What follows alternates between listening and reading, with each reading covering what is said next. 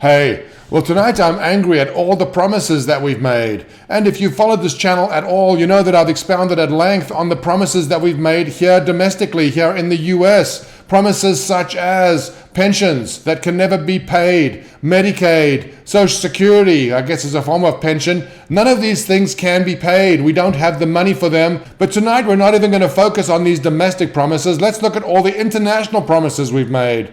I don't know if you're aware of this, but there are currently 29 countries that the US is committed to sending our kids to defend. This is how it started. This is a concept called NATO, the North Atlantic Treaty Organization, and this was formed after the Second World War in 1949 in an effort to present a united front to Russia that everybody was scared about at the time because the nuclear Cold War had just started. The East and the West were facing a potential confrontation, and this alliance was designed to form a group that would stand in opposition to the Russian threat. These are the original founders. There were 12 of them, and you can see Belgium, Canada, Denmark, France, Iceland, Italy, Luxembourg, Netherlands, Norway, Portugal, the United Kingdom, and the US. These are all essentially Western countries. We understand why they would or could or should be a mutual assured defense treaty between them.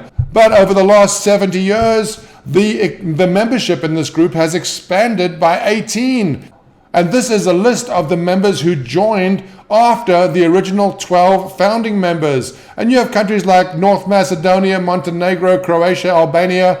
I mean, these are countries, and I'll take a moment for you to peruse this list. But while you do that, think about this. These are countries that the US has sworn they will send American kids to defend.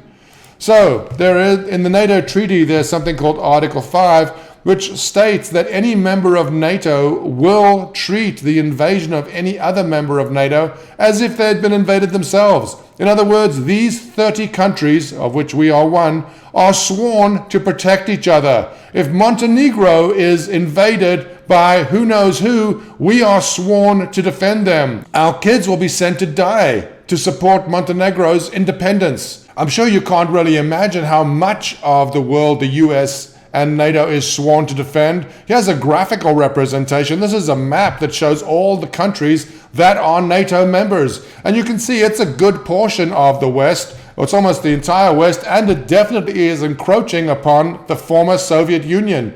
A matter of fact, many former Soviet Union countries are now members of NATO.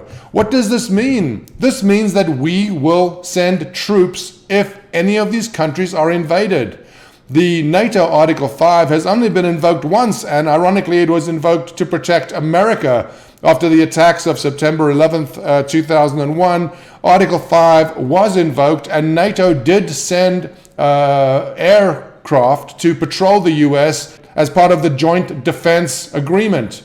These promises that we've made have been made willy-nilly. We, as American citizens, don't have any idea what obligations have been made on our behalf. Our children stand in harm's way. I'll put up this list of the 18 subsequent NATO members again, and I want you to imagine which of these countries you would be prepared to send your child or your grandchild to die to defend.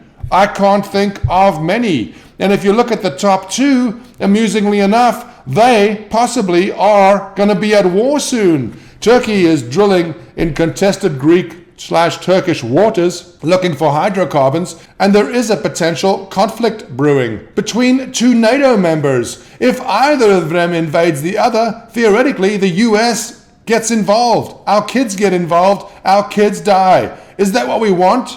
I mean, Russia, despite whatever you're hearing today about them being our primary opponent, they are not. China is our primary opponent. And interestingly enough, I always thought that we had sworn that we would defend Taiwan. Apparently, we don't have a formal agreement that we will defend Taiwan, just an understanding that we will defend Taiwan. And that situation, i.e. Taiwan and the Taiwanese Strait, is heating up. China, in its backyard, is expanding aggressively. They've converted far-flung ocean reefs into military bases, and they're claiming all of the land between the mainland and those islands as China.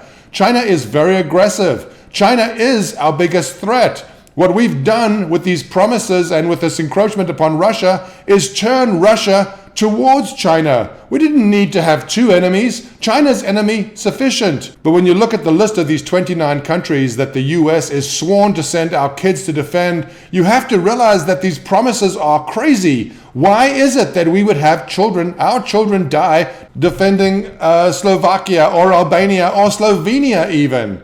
All of these countries we are sworn by treaty to defend. Would you really want to send your kid to fight in Slovakia, to defend Slovakia? I mean, I got nothing against the Slovakian people at all. I don't actually know any. But I certainly wouldn't want my children dying defending their independence. Yet that is the promise that we've made. Is that what we want? Isn't it time we woke up?